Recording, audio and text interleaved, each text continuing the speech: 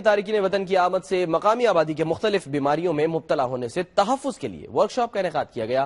Workshop میں طبی ماہرین نے مہاجرین کو لاحق بیماریوں اور نئی پیدا ہونے والی بیماریوں کے خدشات سے بچاؤ پر سیر حاصل بحث کی۔ رپورٹ کر رہے ہیں قمر فاروق۔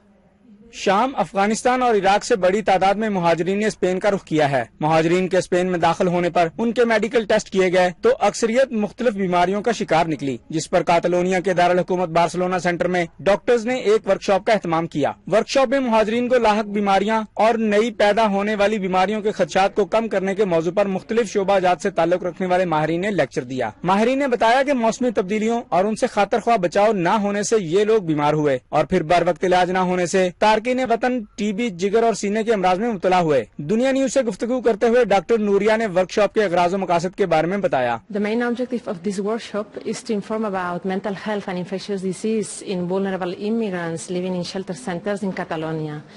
In fact, lastly, we are seeing many minors coming from Pakistan, non-accompanied minors, and we are worried about them. Through this workshop, we want to facilitate their access to the health public system. طبی ماہرین نے workshop میں بتایا کہ کم عمر بچے بھی غیر قانونی طور پر اسپین پہنچ رہے ہیں اور یہ بچے بہت ساری بیماریوں میں مبتلا ہیں۔